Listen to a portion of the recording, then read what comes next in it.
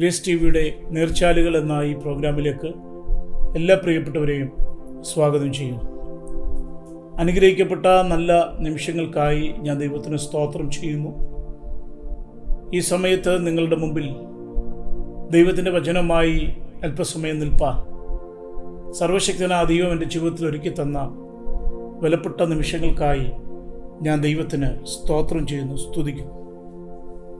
വിശുദ്ധ തിരുവെഴുത്തിലെ ഒരു വേദവാക്യം വായിച്ചുകൊണ്ട് ഞാൻ അല്പസമയം നിങ്ങളുമായി സംസാരിപ്പാൻ കർത്താവിൽ ശരണപ്പെടുകയാണ്. നമ്മൾ ദൈവം സന്നിധി ചെയ്യേണ്ട ചില കാര്യങ്ങൾ, ആ കാര്യങ്ങളെക്കുറിച്ചും ദൈവം നമുക്ക് വേണ്ടി ചെയ്യുന്നതായ ചില കാര്യങ്ങളെക്കുറിച്ചും വേദപുസ്തകത്തിൽ നിന്നും ഓർപ്പിച്ച് ഞാൻ എൻ്റെ വാക്കുകളെ ചുരുക്കുവാൻ കർത്താവ് ശരണപ്പെടും. സങ്കീർത്തനങ്ങൾ 81 1 മുതൽ 3 വരെയുള്ള വാക്യങ്ങൾ വായിക്കുമ്പോൾ, നമ്മുടെ ബലമായ ദൈവത്തിന് ഘോഷിപ്പീൻ, യാക്കോബിൻ്റെ ദൈവത്തിന് ആർപ്പിടുവീൻ. തപ്പും ഇമ്പമായുള്ള കിന്നരവും വീണയും എടുത്ത് സംഗീതം തുടങ്ങുവീൻ. അമാവാസിയിലും നമ്മുടെ ഉത്സവ ദിവസമായ പൗർണമവാസിയിലും കാഹളം ഊതുവീൻ. ഇവിടെ സങ്കീർത്തനക്കാരൻ ആഹ്വാനം ചെയ്യുകയാണ്, ജനത്തോട് പറയുകയാണ് ദൈവത്തെ ആരാധിക്കേണ്ടത് എങ്ങനെയാണ്, ദൈവത്തെ സ്തുതിക്കേണ്ടത് എങ്ങനെയാണ്, ദൈവത്തിന് മഹത്വം കൊടുക്കേണ്ടത് എങ്ങനെയാണ്. ഇവിടെ 4 കാര്യങ്ങൾ ഓർപ്പിക്കുന്നു. 1 ഘോഷിപ്പിൻ, 2 ആർപ്പിടുവിൻ, 3 സംഗീതം തുടങ്ങുവിൻ, 4 കാഹളം ഊതുവിൻ. നമുക്കറിയാം, ആരാധനകൾ പല രീതിയിൽ ദൈവത്തെ ആരാധിക്കുന്ന പ്രിയപ്പെട്ടവരെ നമുക്ക് കാണാൻ കഴിയും. കൈയടിച്ച് ദൈവത്തെ ആരാധിക്കുന്നവരുണ്ട്, നൃത്തം ചെയ്ത് ദൈവത്തെ ആരാധിക്കുന്നവരുണ്ട്, കൈകൾ ദൈവസന്നിധി വളർത്തിപ്പിടിച്ച് വളരെ ധ്യാനത്തോടെ ദൈവത്തെ ആരാധിക്കുന്നവരുണ്ട്, മുഴങ്കാലിൽ ഇരുന്നു കൊണ്ട് ശക്തിയോടെ ദൈവത്തെ ആരാധിക്കുന്നവരുണ്ട്. ദൈവത്തിൻ്റെ ആത്മാവരെ നിയോഗിക്കുന്ന പോലെയൊക്കെ അവർക്ക് ദൈവത്തെ ആരാധിക്കുവാൻ സ്വാതന്ത്ര്യമുണ്ട്. എന്നാൽ ആരാധിക്കേണ്ടത് ആരെയാണ്? അതാണ് നമ്മുടെ വിഷയം, അതാണ് നമ്മുടെ ലക്ഷ്യം. പലതിനെയും ആരാധിച്ച് നടന്ന നമ്മളെ സത്യദൈവത്തെ ആരാധിക്കുന്നവരാക്കി മാറ്റുക എന്നുള്ളതാണ് സർവശക്തനായ ദൈവത്തിൻ്റെ ലക്ഷ്യം. അറിവില്ലാത്ത കാലഘട്ടങ്ങളിൽ മനുഷ്യർ പറഞ്ഞു തന്ന കാര്യങ്ങളെ മുൻതൂക്കം കൊടുത്തുകൊണ്ട് തെറ്റിദ്ധരിപ്പിക്കപ്പെട്ട നാളുകളിൽ നമ്മൾ നമ്മളേതായ രീതിയിൽ പലതിൻ്റെ മുമ്പിലും ആരാധനകളും ഒക്കെ അർപ്പിച്ചായിരുന്നു. എന്നാൽ ഇന്ന് നാം മനസ്സിലാക്കുന്നൊരു സത്യം, ആരാധനയ്ക്ക് യോഗ്യൻ ഒരുപാട് പേരില്ല, ആരാധനയ്ക്ക് യോഗ്യൻ സർവശക്തനായ ദൈവം മാത്രമാണ്. അപ്പം നാം നമ്മുടെ ജീവിതത്തിൽ ചെയ്യേണ്ടതായ ചില കാര്യങ്ങൾ, ദൈവത്തിൽ മറക്കാതെ നാം ചെയ്യേണ്ടത് കാര്യങ്ങൾ എന്താണെന്ന് ചോദിച്ചാൽ, ദൈവത്തെ ആരാധിക്കാൻ നാം മറക്കരുത്. പഴയ നിയമം പഠിച്ചാലും പുതിയ നിയമം പഠിച്ചാലും ആരാധനയ്ക്ക് വളരെ പ്രാധാന്യം കൊടുക്കുന്നതായി നമുക്ക് കാണാൻ കഴിയും. ഉൽപ്പത്തി പുസ്തകം മുതൽ വെളിപ്പാട് പുസ്തകം വരെയും വിശുദ്ധ തിരുവെഴുത്ത് നമുക്ക് പരിശോധിച്ചാൽ ആരാധിക്കേണ്ടത് എങ്ങനെയാണെന്നും ആരാധിക്കേണ്ടത് ആരെയാണെന്നും ഭക്തന്മാർ ആരാധിച്ചത് ആരെയാണെന്നും ഒക്കെ വിശുദ്ധ വേദപുസ്തകത്തിൽ ഉടനീളം നമുക്ക് കാണാൻ കഴിയും. അവിടെ നോക്കി, ഇവിടെ പറയുന്നു നാം ചെയ്യേണ്ട 1 ഘോഷിക്കണം, ആർപ്പിടണം, സംഗീതം തുടങ്ങണം, കാഹളമൂതണം. ഇത് ആരാധനയുമായി ബന്ധപ്പെട്ട് കിടക്കുന്ന ഒരു വസ്തുതയാണ്. ആരാധന എന്ന് പറഞ്ഞാൽ ചുമ്മാ ശബ്ദമുണ്ടാക്കുകയോ കൂകി വിളിക്കുകയോ ഒച്ച വെക്കുകയോ ഒന്നും അല്ല. എന്തുകൊണ്ടാണ് ഒരു മനുഷ്യൻ ദൈവത്തെ ആരാധിക്കുന്നത് ചോദിച്ചാൽ അവന് പറയാൻ ഒത്തിരി കാര്യങ്ങളുണ്ട്. അവൻ പറയും, എന്നെ വിടുവിച്ചത് കൊണ്ട്, എന്നെ സൗഖ്യമാക്കിയത് കൊണ്ട്, പാപിയായിരുന്ന എന്നെ ദൈവപൈതലാക്കി മാറ്റിയത് കൊണ്ട്, എൻ്റെ ജീവിതത്തെ വീണ്ടെടുത്തത് കൊണ്ട്, നശിച്ചു പോകേണ്ട എന്നെ ദൈവം തൻ്റെ മകനാക്കി അല്ലെങ്കിൽ മകളാക്കി മാറ്റിയത് കൊണ്ട് ഞാൻ അവനെ ആരാധിക്കുന്നു. സത്യം തന്നെ. പക്ഷേ അതിലുപരിയായി എന്തുകൊണ്ട് നാം ദൈവത്തെ ആരാധിക്കുന്നു ചോദിച്ചാൽ, ഈ ഉലകത്തിൽ നമുക്കെടുത്തു പറയാൻ കഴിയും, ആരാധനയ്ക്ക് യോഗ്യൻ, സ്തുതികൾക്ക് യോഗ്യൻ, മഹത്വത്തിന് യോഗ്യൻ കർത്താവായ യേശു ക്രിസ്തു മാത്രമാണ്. അതുകൊണ്ട് പ്രിയമുള്ളവരെ, ഇവിടെ ആരാധന വളരെ പ്രാധാന്യമായ ഒരു കാര്യമാണ്. നമുക്കറിയാം, ദൂതന്മാർ ദൈവത്തെ ആരാധിച്ചു, വിശുദ്ധന്മാർ ഇന്നും ദൈവത്തെ ആരാധിക്കുന്നു. നമ്മുടെ ആരാധനയിലും നമ്മുടെ പ്രാർത്ഥനയിലും ഒക്കെ നാം ചെയ്യുന്ന കാര്യം ദൈവത്തിന് നന്ദി പറയുക എന്നുള്ളത്. ജീവിതം ആരംഭിക്കുമ്പോൾ തന്നെ, ഒരു ദിവസം ആരംഭിക്കുമ്പോൾ തന്നെ, രാത്രി കിടന്നുറങ്ങിയ എത്രയോ പ്രിയപ്പെട്ടവർ അടുത്തൊരു പ്രഭാതം കാണാൻ കഴിയാതെ ഭൂമുഖത്തു നിന്ന് മാറ്റപ്പെടുന്നു. എന്നാൽ രാത്രി കിടന്നുറങ്ങി രാവിലെ എഴുന്നേൽക്കുമ്പോൾ നമ്മൾ ദൈവത്തിന് നന്ദിയുള്ളവരായിരിക്കണം. ഒരു പകൽ മുഴുവൻ ഈ ഭൂമിയിൽ ജീവിച്ചു, യാത്രകൾ ചെയ്തു, ജോലി ചെയ്തു, മറ്റു കാര്യങ്ങൾ ഏർപ്പെട്ടു, ശുശ്രൂഷകരമായ കാര്യങ്ങളിൽ നമ്മൾ മുന്നോട്ട് പോയി, വാഹനങ്ങളിലൊക്കെ സഞ്ചരിച്ച് ഒത്തിരി കാര്യങ്ങൾ നമ്മൾ പകൽ മുഴുവൻ ചെയ്യുന്നു. ആ പകൽ മുഴുവൻ നമ്മെ പരിപാലിച്ച് ദൈവത്തിന് രാത്രി സമയം നമ്മൾ നന്ദി പറയും. ജീവിതത്തിൽ എപ്പോഴും നമ്മൾ നന്ദിയുള്ളവരായിരിക്കണമെന്ന് ദൈവം നമ്മെക്കുറിച്ചും ആഗ്രഹിക്കുക. ഒന്ന്, നമ്മൾ ആർപ്പിടണം, ഘോഷിക്കണം. നമ്മൾ ചെയ്യേണ്ട ഉത്തരവാദിത്വം നമ്മൾ ചെയ്താൽ ദൈവം ചെയ്യേണ്ട കാര്യങ്ങൾ ദൈവം ചെയ്യും. നമ്മൾ പ്രാർത്ഥനയിൽ ഉഴപ്പാതെ, ആരാധനയിൽ ഉഴപ്പാതെ, നമ്മളെ വിളിച്ചിരിക്കുന്ന വിളിക്കൊത്തവണ്ണം ക്രിസ്തുവിന് വേണ്ടി, ദൈവത്തിന് വേണ്ടി നമ്മളെ എന്താണ് ചെയ്യാൻ ആഗ്രഹിക്കുന്നത് ചെയ്തുകൊണ്ട് മുന്നോട്ട് പോയാൽ നമുക്ക് വേണ്ടി ദൈവം ചെയ്യാനുള്ളതെല്ലാം നമുക്ക് വേണ്ടി ദൈവം ചെയ്യുവാനിടയായിത്തീരും. ഇവിടെ ശ്രദ്ധിക്കുക, ഒന്ന്, നാം ദൈവത്തെ ആരാധിക്കണം. നാം ചെയ്യേണ്ട കാര്യം വളരെ വ്യക്തമായിട്ട് ഈ ഭാഗത്ത് നമുക്ക് കാണാൻ കഴിയുന്നു, ദൈവത്തെ ആരാധിക്കണം. രണ്ട്, നമ്മൾ ആരാധിക്കുന്ന ദൈവമക്കൾ, അതിൽ 8-ാമത്തെ വാക്യം വായിക്കുന്നു, എൻ്റെ ജനമേ കേൾക്ക, ഞാൻ നിന്നോട് സാക്ഷ്യം പറയും. ദൈവത്തെ ആരാധിക്കുന്ന ദൈവമക്കൾ, പ്രിയപ്പെട്ടവർ, അടുത്ത ചെയ്യേണ്ട കാര്യം നമ്മൾ ദൈവത്തെ കേൾക്കണം. ദൈവത്തിന് നമ്മളോട് പറയാനുള്ളത് നമ്മൾ മനസ്സിലാക്കണം. ദൈവം ആഗ്രഹിക്കുന്ന ഒരു കാര്യം, നീ എൻ്റെ വാക്ക് കേട്ടെങ്കിൽ കൊള്ളായിരുന്നു, എൻ്റെ വാക്കനുസരിച്ച് നടന്നെങ്കിൽ കൊള്ളായിരുന്നു എന്ന് ദൈവം ആഗ്രഹിക്കുക. Praise the Lord. ആരാധന മാത്രം ആത്മീയതയുടെ ഒരു വശമാകുന്നതേ ഉള്ളൂ. ആരാധന എന്ന് പറയുന്ന ആത്മീയതയുടെ ഒരു വശം മാത്രമാകുന്നതേ ഉള്ളൂ. ഒരുവൻ ആരാധിക്കുന്നതുകൊണ്ട് അവൻ ആത്മീയനാണ് എന്ന് പറയാൻ നമുക്ക് കഴിയത്തില്ല. എന്നാൽ ആരാധിക്കുന്നവൻ്റെ യോഗ്യത എന്താണെന്ന് ചോദിച്ചാൽ, ആരാധിക്കുന്നവൻ അതേപോലെ തന്നെ ദൈവത്തിൻ്റെ വാക്കനുസരിക്കുന്നവനായിരിക്കണം. നമുക്ക് പുതിയ നിയമത്തിലേക്ക് വരുമ്പോൾ, ഒരു രാത്രി മുഴുവനും അധ്വാനിച്ച് ക്ഷീണിതനായി നിരാശനായി മുന്നോട്ടിനി എന്താണെന്നൊരു ചോദ്യചിഹ്നമായി നിൽക്കുന്ന ശിമോനോടാണ് യേശു പറഞ്ഞത്, ശിമോനെ, ആഴത്തിലേക്ക് നീക്കി മീൻപിടുത്തത്തിന് വലയിറക്കുവീനെന്ന്. ശിമോൻ യേശു തമ്പുരാനോട് പറഞ്ഞൊരു കാര്യം ഇങ്ങനെയാണ്, നാഥാ, ഞങ്ങൾ രാത്രി മുഴുവൻ അധ്വാനിച്ച് ഒന്നും കിട്ടിയില്ല. എന്നാൽ അവിടെ കൊണ്ട് അവൻ ആ വാക്ക് നിർത്താതെ അടുത്ത വാക്കാണ് നമ്മൾ ശ്രദ്ധിക്കുന്നത്, എങ്കിലും നിന്റെ വാക്കിന് ഞാൻ വലയിറക്കാം. അപ്പോൾ തമ്പുരാന്റെ വാക്കനുസരിക്കാൻ ശിമോൻ തയ്യാറായതുകൊണ്ട് അവന്റെ ശൂന്യത മാറ്റിയ ഒരു ദൈവത്തെ അവൻ കാണുകയാണ്. നിരാശപ്പെട്ടവന്റെ ജീവിതം അർത്ഥപൂർണമായി തീർന്നത് ഒറ്റ വാക്കിന്റെ മുമ്പിലാണ് പ്രിയരെ. അപ്പോൾ ദൈവത്തിന്റെ വാക്ക് നമ്മൾ അനുസരിക്കണം. എന്താണോ പരിശുദ്ധനായ ദൈവം നമ്മളെക്കുറിച്ച് ആഗ്രഹിക്കുന്നത്, ഈ ഭൂമിയിൽ കർത്താവ് പറയുന്നത് എന്താണോ അത് അതുപോലെ ചെയ്യാൻ. നമ്മളൊക്കെ ഈ ഭൂമിയിൽ ജീവിക്കുന്നതും വിശ്വാസത്തിൽ നിൽക്കുന്നതും നമ്മൾ ദൈവത്തെ വിളിക്കുന്നതുമൊക്കെ ഏതെങ്കിലും ഭൗതിക നേട്ടങ്ങൾക്ക് വേണ്ടിയല്ല. അതൊക്കെ ജീവിതത്തിൻ്റെ ഒരു ഭാഗമാണ് പ്രിയരെ. നാം ഈ ഭൂമിയിൽ ജീവിക്കുമ്പോൾ വേണ്ടതല്ല ദൈവം നമുക്ക് തരും. അതതിൻ്റെ സമയത്ത് ദൈവം എല്ലാം നന്നായി ചെയ്യും. എന്നാൽ അതിലുപരിയായി നമുക്കൊരു ലക്ഷ്യമുണ്ട്. നമ്മളെ കാത്തിരിക്കുന്നൊരു നിത്യതയുണ്ട്. നമ്മുടെ ഈ ഭൂമിയിലെ ഓട്ടവും അധ്വാനവും എല്ലാം വെറുതെയായി പോകാതെ ദൈവം നമുക്ക് വേണ്ടി വെച്ചിരിക്കുന്ന ഒരു വാസസ്ഥലമുണ്ട്. അതിലാണ് നമ്മുടെ ലക്ഷ്യം. അതിനുവേണ്ടിയാണ് ഈ അനുഭവത്തിലേക്ക് നമ്മൾ ഇറങ്ങിത്തിരിച്ചിരിക്കുന്നത്.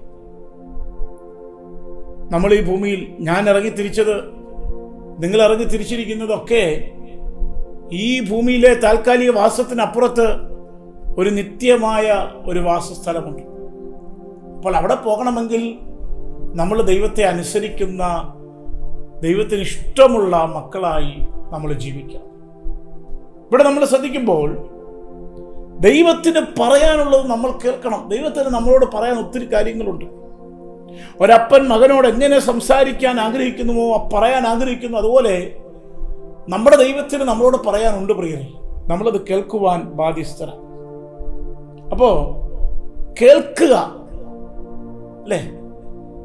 ഈ 45-ാം സങ്കീർത്തനം നമ്മൾ വായിക്കുമ്പോൾ, അല്ലയോ കുമാരി കേൾക്കുക, നോക്കുക, ചെവി ചായ്ക്ക, നിന്റെ പിതൃഭവനത്തെ നീ ഉപേക്ഷിക്കുക, വിടുക എന്നൊക്കെ നമ്മൾ ആ സങ്കീർത്തന ഭാഗത്ത് വായിക്കുന്നുണ്ട്. സഭയാകുന്ന മണവാട്ടിയോട് അവിടെ ഉപദേശിക്കുകയാണ്. നിന്റെ യാത്രയ്ക്ക് തടസ്സമായി, നിന്റെ ലക്ഷ്യസ്ഥാനത്ത് എത്തുന്നതിന് തടസ്സമായി എന്തൊക്കെയുണ്ടോ അതിനോടൊക്കെ വിട പറയുക. നിത്യതയാണ് നിന്റെ ലക്ഷ്യം എന്ന് നീ മറക്കരുതെന്ന് വിശുദ്ധ വേദപുസ്തകം നമ്മെ പഠിപ്പിക്കുന്നു. കേൾക്കണം. നമ്മൾ മറ്റുള്ളവർ പറയുന്നത് നമ്മൾ കേൾക്കുന്നു, നമ്മുടെ മാതാപിതാക്കൾ പറയുന്നത് നമ്മൾ കേൾക്കുന്നു, അധ്യാപകർ പറയുന്നത് നമ്മൾ കേൾക്കുന്നു, സഭയുടെ പാസ്റ്റർമാർ പറയുന്നത് നമ്മൾ കേൾക്കുന്നു, പുരോഹിതന്മാർ പറയുന്നത് നമ്മൾ കേൾക്കുന്നു, സഹോദരങ്ങൾ പറയുന്നത് നമ്മൾ കേൾക്കുന്നു, ഗുരുക്കന്മാർ പറയുന്നത് നമ്മൾ കേൾക്കുന്നു. ശ്രദ്ധിച്ചേ, ഇപ്പൊ കേൾക്കുന്നുണ്ട്. കേൾക്കാൻ എല്ലാവർക്കും ഇഷ്ടമാണ് അല്ലേ? പക്ഷേ ഇവിടെ പറയുന്നു, ഗുണമാണെങ്കിലും ദോഷമാണെങ്കിലും ഏത് കാര്യവും കേൾവിയിൽ നിന്നാണ് ആരംഭിക്കുന്നത്. അതുകൊണ്ട് പൗലോസ് എഴുതിയ എബ്രായ ലേഖനത്തിൽ ഈ കേൾക്കുക എന്ന കാര്യത്തെക്കുറിച്ച് കുറെ കാര്യങ്ങൾ അവിടെ പരാമർശിക്കപ്പെടുന്നു. എബ്രായ ലേഖനം 2-ാം അധ്യായം 1-ാം വാക്യം വായിക്കുമ്പോൾ, കേട്ടത് അധികം ശ്രദ്ധയോടെ കരുതണം. ദൈവവചനം കേട്ടെങ്കിൽ ആ കേട്ടത് വല്ലപ്പോഴും ഇരിക്കാതെ വണ്ണം കേട്ടതധികം ശ്രദ്ധയോടെ കരുതണമെന്നാണ് വിശുദ്ധ വേദപുസ്തകം നമ്മെ പഠിപ്പിക്കുന്നത്.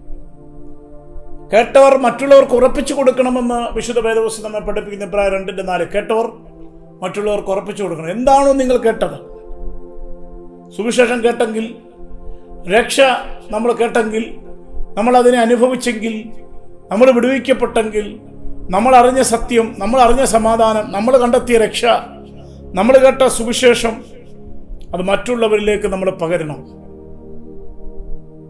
യോഹന്നാൻ സ്നാപകന്റെ ശിഷ്യന്മാരിൽ ഒരുത്തനായിരുന്ന അന്ത്രയോസ് യേശുതമ്പുരാൻ പോകുന്നത് കണ്ട് അവന്റെ പിന്നാലെ അനുഗമിച്ചു എന്നപ്പോൾ യേശുതമ്പുരാനോട് ചോദിക്കുന്നു, നീ എവിടെ പാർക്കുന്നു? യേശുതമ്പുരാൻ പറഞ്ഞത്, വന്ന് കാൺമീൻ എന്ന. എന്നാൽ യേശുവിൻ്റെ പാർത്ത ശേഷം അവൻ ഓടിച്ചെന്ന് തൻ്റെ സഹോദരനായ ശിമോനോട് പറയുന്നു, ഞങ്ങൾ മശിഹായെ എന്ന് വെച്ചാൽ ക്രിസ്തുവിനെ കണ്ടെത്തിയിരിക്കുന്നു. അവൻ കണ്ടത് മറച്ചു വെക്കാതെ തൻ്റെ സഹോദരനോട് അറിയിച്ചു. യേശുവിന് മുമ്പിൽ പത്രോസിനെ പരിചയപ്പെടുത്തുന്ന ഒരു ദൗത്യം അന്ത്രയോസിനുണ്ടായിരുന്നു. താൻ മനസ്സിലാക്കിയ സത്യം, താൻ മനസ്സിലാക്കിയ യേശു, താൻ തിരിച്ചറിഞ്ഞ മശിഹ, താൻ തിരിച്ചറിഞ്ഞ ക്രിസ്തു യേശുവിൻ്റെ കൂടെ പാർത്തപ്പോൾ അവന് മനസ്സിലായി സാധാരണക്കാരനല്ല. തൻ്റെ സഹോദരന്റെ മുമ്പിൽ മറച്ചു വെക്കാതെ പറഞ്ഞു, ഞാൻ മശിഹായെ കണ്ടെത്തി. നമ്മൾ അറിഞ്ഞ സത്യം, നമ്മൾ കേട്ട സത്യം മറ്റുള്ളവരോട് നമ്മൾ പറയണം. കാരണം അവരും ഈ സത്യം അംഗീകരിക്കണം. നമ്മളൊക്കെ അത് ദിനംപ്രതി ചെയ്യുവാൻ നമ്മൾ ബാധ്യസ്ഥരാണ്. ശ്രദ്ധിക്കണം, നമ്മൾ കേട്ടിട്ട് മത്സരിക്കുന്നവരാകരുത്. നമ്മൾ കേട്ടിട്ട് ശ്രദ്ധയോടെ അംഗീകരിക്കുകയും മറ്റുള്ളവർക്കത് പകർന്നു കൊടുക്കുന്ന അനുഭവം ഉണ്ടാകണം. നമ്മൾ കേൾക്കുന്നത് വിശ്വാസമായി പരിണമിക്കണം. നമ്മൾ ഒത്തിരി ആളുകൾ പറയുന്ന നല്ല കാര്യങ്ങളും അല്ലാത്ത കാര്യങ്ങളൊക്കെ കേൾക്കുന്നവരും, നല്ലതിന് എന്നും നല്ലതായി തന്നെ ഉൾക്കൊള്ളുവാൻ മനസ്സുള്ളവരാണ് നമ്മളൊക്കെ. ഒരു വ്യക്തി ഏത് നല്ല കാര്യങ്ങൾ പറഞ്ഞാലും അതിനെ അംഗീകരിക്കേണ്ടതാണെങ്കിൽ അംഗീകരിക്കാൻ മനസ്സുള്ളവരാണ്. പക്ഷെ കേൾക്കുമ്പോൾ തിരിച്ചറിയണം, എന്താണ്, നമുക്കത് വിശ്വാസമായി പരിണമിക്കുന്നുണ്ടോ? അനുഗ്രഹിക്കപ്പെടാനുള്ള ആദ്യത്തെ പടി എന്താന്ന് ചോദിച്ചാൽ കേൾക്കുക, വചനം കേൾക്കുക. ഒത്തിരി പ്രസംഗങ്ങൾ കേൾക്കുന്നുണ്ട്, മതപ്രസംഗങ്ങൾ, രാഷ്ട്രീയ പ്രസംഗങ്ങൾ, സാമൂഹിക സംഘടനകളുടെ പ്രസംഗങ്ങളൊക്കെ. എന്നാൽ അതൊക്കെ നല്ല നല്ല ആശയങ്ങളാണ്. പക്ഷേ ഒരു മനുഷ്യന്റെ ഹൃദയത്തിന് രൂപാന്തരം വരുത്താൻ ഇങ്ങനെയുള്ള പ്രസംഗങ്ങൾക്ക് കഴിയാതിരിക്കുമ്പോൾ ലോകത്തിൻ്റെ 5 വൻകരകളിൽ 24 മണിക്കൂറും തുടർമാനമായി പ്രസംഗിക്കപ്പെടുന്ന ഒന്നാണ് യേശുവിനെ കുറിച്ചുള്ള നിർമ്മല സുവിശേഷം. അപ്പം നമ്മൾ കേൾക്കണം, നമ്മൾ കേൾക്കാതിരിക്കരുത്. ദൈവം ഒരു കാര്യം പറഞ്ഞാൽ അത് കേൾക്കാതെ പോയാൽ അതൊരു മനുഷ്യന്റെ തകർച്ചയുടെ ആരംഭമാണ്, തകർച്ചയുടെ ലക്ഷണമാണ്. ഇവിടെ ഈ സങ്കീർത്തനക്കാരൻ ഓർപ്പിക്കുന്നു, കർത്താവ് പറയുന്നു, കേട്ടിരുന്നെങ്കിൽ കൊള്ളായിരുന്നു എന്ന് പല പ്രാവശ്യം അതിനകത്ത് രേഖപ്പെടുത്തിയിട്ടുണ്ട്. സ്തോത്രം. ഈ 81 സംഖ്യത്തിന് 10-ാം വാക്യത്തിൽ പറയുന്നു, നിന്റെ വായ വിസ്താരത്തിൽ തുറക്ക, ഞാൻ അതിനെ നിറയ്ക്കും. ഇതൊരു വിശ്വാസത്തിന്റെ പ്രവൃത്തിയാണ്. കേൾക്കുന്നവൻ വിശ്വാസത്തോടെ തൻ്റെ അതിരങ്ങളെ തുറക്കുമ്പോൾ, തൻ്റെ വായ തുറക്കുമ്പോൾ നിറയ്ക്കുന്ന ഒരു സർവശക്തനായ ദൈവം. അത് ജീവിതത്തിൽ രൂപാന്തരം വരുത്തുന്ന, ശൂന്യത മാറ്റുന്ന, നിന്റെ സാമ്പത്തിക തകർച്ച മാറ്റുന്ന, ആത്മീയ മന്ദതകൾക്ക് മാറ്റം വരുത്തുന്ന, ലൗകികമായ ജീവിതത്തിൽ നിന്നും വിടുതൽ നൽകുന്ന ദൈവവചനം കേൾക്കുവാൻ തയ്യാറാണെങ്കിൽ, കേട്ടത് ഒഴുകിപ്പോകാതെ നശിച്ചു പോകാതെ ഹൃദയത്തിൽ സംഗ്രഹിച്ചു വെക്കാൻ തയ്യാറാണെങ്കിൽ ജീവിതത്തെ മാറ്റിമറിക്കാൻ കഴിയുന്ന ഒരു സർവശക്തി. നമ്മൾ വചനം കേൾക്കാൻ തയ്യാറായാൽ, ദൈവത്തെ അറിയാൻ തയ്യാറായാൽ, അനുഭവിക്കാൻ തയ്യാറായാൽ ദൈവം നമുക്ക് വേണ്ടി ചിലത് ചെയ്യുവാൻ ഇറങ്ങി വരും. നമ്മുടെ ജീവിതത്തിൽ നമ്മൾ വഹിക്കുന്ന ചില ചുമടുകളുണ്ട്, ചില ഭാരങ്ങളുണ്ട്.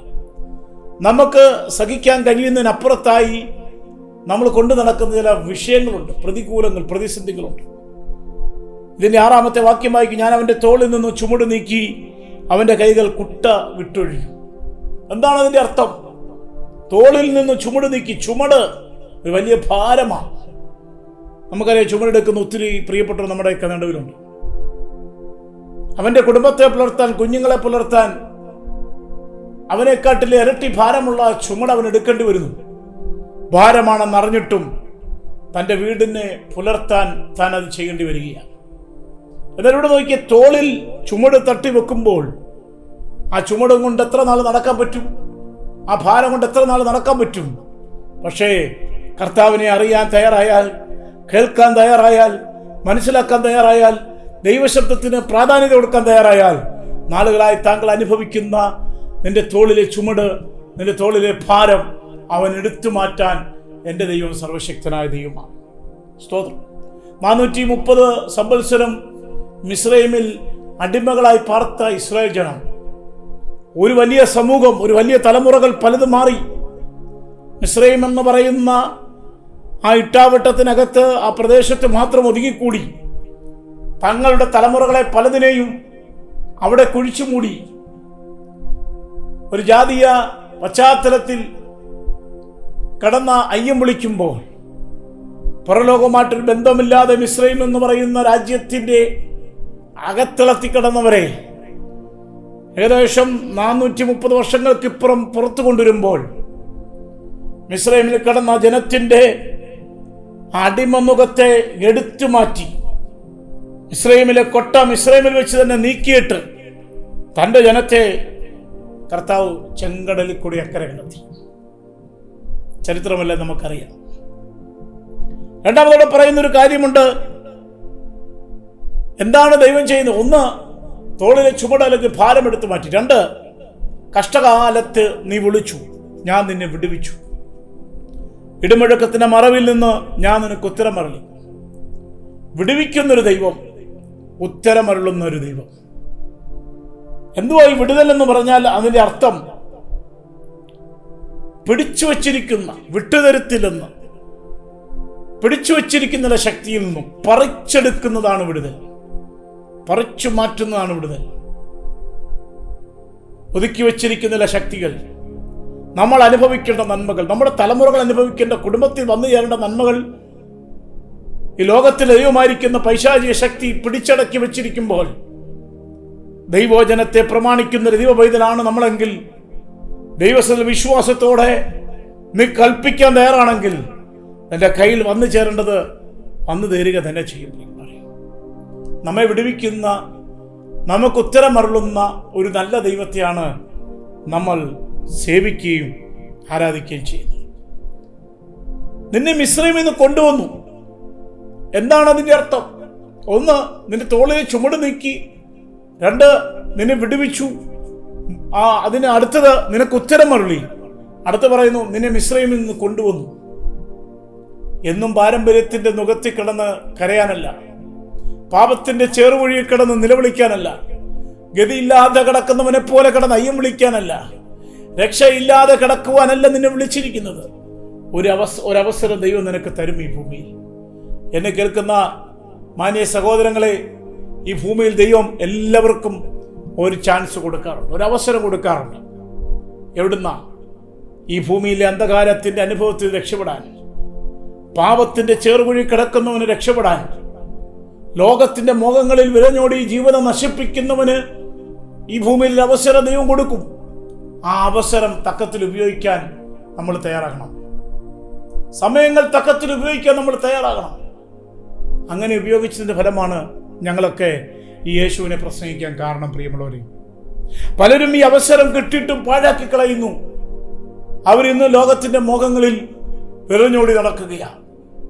ദൈവത്തെ അറിയാതെ, ദൈവത്തെ വേണ്ട വിധം സേവിക്കാൻ കഴിയാതെ, ദൈവത്തോട് അടുക്കാൻ കഴിയാതെ, ദൈവത്തോട് ചേർന്ന് നിൽക്കാൻ ആ അവസരം ലഭിച്ചിട്ടും അതിന് ഇടകൊടുക്കാതെ ലോകത്തിന്റെ മോഹങ്ങളിൽ മദ്യവും മയക്കുമരുന്നും അവന്റെ ജീവിതത്തെ തകർത്തു കളഞ്ഞു. നമുക്കറിയാം, കഴിഞ്ഞിടയ്ക്ക് നമ്മൾ കണ്ട ഒരു സംഭവം, കൊല്ലം ജില്ലയിലെ ഒരു സ്ഥലത്ത് മദ്യപിക്കാൻ, ലഹരി വസ്തുക്കൾ ഉപയോഗിക്കാൻ വേണ്ടി മാതാവിനോട് പണം ചോദിക്കുന്ന ഒരു മകൻ, മാതാവ് പണം കൊടുക്കാത്തത് കൊണ്ട് മാതാവിനെ തല്ലി ചതച്ചു കൊലപ്പെടുത്തിയ ഒരു മകന്റെ വാർത്ത നമ്മൾ കേട്ടു. കാലത്തിന്റെ പോക്കെങ്ങോട്ടാ പ്രിയമുള്ളവരെ? ഇന്നും പാരമ്പര്യത്തിൽ കിടക്കുന്ന, ഇന്നും പാപത്തിന് ചേറുവഴി കിടക്കുന്ന, ഇന്നും മ്ലേച്ഛതകളിൽ ആറാടുന്ന ഒരു സമൂഹം, ദൈവം കൊടുത്തിരിക്കുന്ന ജീവിതം ദൈവത്തിനു വേണ്ടി ജീവിക്കാൻ കഴിയാതെ മറ്റു പലതിന്റെ പിന്നാലെ പോയി നശിപ്പിച്ചു കളയുന്ന ഒരു ജീവിതം. ഇന്ന് പകൽ ചിന്തിക്കണം പ്രിയമുള്ളവരെ. താൽക്കാലികമായ ഒരു കാലഘട്ടം നമുക്ക് വേണ്ടി ഈ ഭൂമിയിൽ ഉണ്ടെങ്കിൽ അതിനപ്പുറത്ത് അവസാനമില്ലാത്തൊരു നിത്യത ദൈവം നമുക്ക് വേണ്ടി ഒരുക്കി വെച്ചിരിക്കുന്നു എന്ന് വേദപുസ്തകം പഠിപ്പിക്കുക. കണ്ണടച്ച് തുറക്കുന്നതിന് മുമ്പ് ഒരു മനുഷ്യന്റെ ആയുസ് ഈ ഭൂമി തീരും. എന്നാൽ അവൻ ഈ മരണത്തിനപ്പുറത്തൊരു മറ്റൊരു ജീവിതമുണ്ട് എന്ന് മനസ്സിലാക്കാതെ ഇവിടം കൊണ്ടെല്ലാം അവസാനിക്കുന്ന ചിന്തയിൽ എന്തെല്ലാമാണോ ചെയ്തു കൂട്ടുന്നത്. അതുകൊണ്ട് ഇന്ന് പകൽക്കാലം എന്നെ കേൾക്കുന്ന ദൈവമക്കളോട് കാര്യം, പ്രിയപ്പെട്ടവരോട് കാര്യം പറയട്ടെ. നമ്മളെ പാരമ്പര്യത്തിൽ നിന്ന് വിടുവിച്ചവൻ. എന്തിനാ ദൈവം വിടുവിച്ചേ? ഞാൻ പ്രാരംഭത്തിൽ ഓർപ്പിച്ചതുപോലെ ദൈവത്തെ ആരാധിപ്പാൻ, ദൈവത്തെ സ്നേഹിപ്പാൻ, ദൈവനാമത്തിന് വേണ്ടി ജീവിപ്പാൻ, ഈശ്വരൻ തന്ന ജീവിതത്തെ, സർവേശ്വരൻ തന്ന ജീവിതത്തെ ആ ദൈവത്തിന് വേണ്ടി ജീവിക്കാൻ വിട്ടുകൊടുക്കാൻ നമ്മെ ഏൽപ്പിച്ചുകൂടെ. നമ്മൾ ഈ ലോകത്തിൽ ആരും അറിയപ്പെടാതെ കിടക്കാനല്ല, ആർക്കും വേണ്ടാത്തവനായി വേണ്ടാത്തവളായി കിടക്കാനല്ല, എല്ലാവരും തഴയപ്പെട്ടൊരു വ്യക്തിത്വമായി ജീവിക്കാനല്ല ദൈവം താങ്കളെ കണ്ടിരിക്കുന്നേ. താങ്കളുടെ ജീവിതത്തെ ഉയർന്ന ഒരു നിലവാരത്തിലേക്ക് കൊണ്ടുവരുവാൻ, താങ്കളുടെ ജീവിതത്തെ ദൈവത്തിന്റെ പദ്ധതിയിലേക്ക് കൊണ്ടുവരുവാൻ താങ്കൾ ഏൽപ്പിച്ചു കൊടുക്കുമോ? ഇന്ന് പകൽക്കാലം പ്രിയ സഹോദരങ്ങളെ, താങ്കൾ വിശ്വസിക്കുക, നമ്മെ രക്ഷിക്കുന്ന ഒരു ദൈവമുണ്ട്, നമ്മെ സമാധാനത്തിലേക്ക് നടത്തുന്ന ഒരു ദൈവമുണ്ട്, നമ്മെ സന്തോഷത്തിലേക്ക് കൊണ്ടുവരുന്ന ഒരു ദൈവമുണ്ട്, നമുക്ക് വേണ്ടി അത്ഭുതം ചെയ്യുന്ന ഒരു ദൈവമുണ്ട്. ഈ ലോകത്തിലെ ജീവിതം ഇവിടെ അവസാനിക്കുകയല്ല പ്രിയരെ. ഇതിനപ്പുറത്തൊരു ജീവിതത്തിലേക്ക് നമ്മൾ പോകണമെങ്കിൽ, സന്തോഷകരമായ നിത്യത ഒരു നമുക്ക് വേണമെങ്കിൽ എന്ത് ചെയ്യണം? നമ്മൾ ഈ ഭൂമിയിൽ വെച്ചൊരു തീരുമാനമെടുക്കണം. പാരമ്പര്യത്തിൽ നിന്നെ കൊണ്ടുവന്നു, മിസ്രയീം ദേശത്തുനിന്ന് നിന്നെ കൊണ്ടുവന്ന് യഹോവയാകുന്നു ഞാനെന്ന് ഈ സങ്കീർത്തനത്തിൽ നാം വായിക്കുന്നുണ്ട്. ഇസ്രായേൽ ജനത്തോട് പറയുന്ന വാക്കാ, മറക്കരുത് നിന്നെ വിടുവിച്ചത് സർവശക്തനാണ്. ഒരു മനുഷ്യനും നിന്നെ രക്ഷിച്ചെടുക്കാൻ കഴിയാതിരിക്കുമ്പോൾ, ഒരു മനുഷ്യനും നിന്നെ വിടുവിക്കാൻ കഴിയാതിരിക്കുമ്പോൾ നിന്നെ രക്ഷിച്ചെടുക്കുന്ന ഒരു നല്ല ദൈവം, നിന്നെ മാനിച്ചു നിർത്തുന്ന ഒരു നല്ല ദൈവം, നിന്നെ കൈപിടിച്ച് നടത്തുന്ന ഒരു നല്ല കർത്താവ്. പ്രിയരെ, എൻ്റെ സന്ദേശത്തിന് അവിടെ ഫുൾ സ്റ്റോപ്പ് ഇടുമ്പോൾ താങ്കളൊരു കാര്യം മനസ്സിലാക്കുക. നമ്മളെ രക്ഷിപ്പാൻ ദൈവം നമ്മുടെ കൂടെയുണ്ട്, നമ്മെ വിടുവിപ്പാൻ ഒരു ദൈവം നമ്മുടെ കൂടെയുണ്ട്. നമ്മൾ ചെയ്യേണ്ട കാര്യങ്ങൾ നമ്മൾ ചെയ്യുവാണെങ്കിൽ നമുക്ക് വേണ്ടി ദൈവം ചിലത് ചെയ്യാൻ തയ്യാറാ. ദൈവം നമുക്ക് വേണ്ടി ഇറങ്ങി വരാൻ തയ്യാറാ. നിന്റെ കണ്ണുനീര് തുടയ്ക്കാൻ അവൻ തയ്യാറാ. നിന്റെ വേദനകൾ എടുത്തു മാറ്റാൻ എൻ്റെ ദൈവം തയ്യാറാ. അതുകൊണ്ട് പ്രിയ സ്നേഹിതരെ, സമയം കളയരുത്. ഇനി മുന്നോട്ട് നീക്കി മാറ്റി വെക്കാതെ ഇപ്പോഴാകുന്നു സുപ്രസാദകാലം, ഇപ്പോഴാകുന്നു രക്ഷാ ദിവസം. ഈ സന്ദേശം കേൾക്കുന്ന സമയത്ത് താങ്കൾ തീരുമാനമെടുക്കൂ. യേശുവേ, എന്നെ വിടുവിച്ച നിന്നെ ഞാൻ എൻ്റെ ജീവിതകാലം മുഴുവനും ഞാൻ നിന്നെ ആരാധിക്കും. ഈ ഭൂമിക്കപ്പുറത്തൊരു നിത്യതയുണ്ട്. ആ നിത്യതയിലേക്ക് ആമേൻ ഞാൻ നിങ്ങളെ ക്ഷണിച്ചുകൊണ്ട് ആമേൻ എൻ്റെ വാക്കുകളെ ചുരുക്കുന്നു. സർവേശ്വരനായ ദൈവം നിങ്ങളെ അനുഗ്രഹിക്കുമാറാകട്ടെ.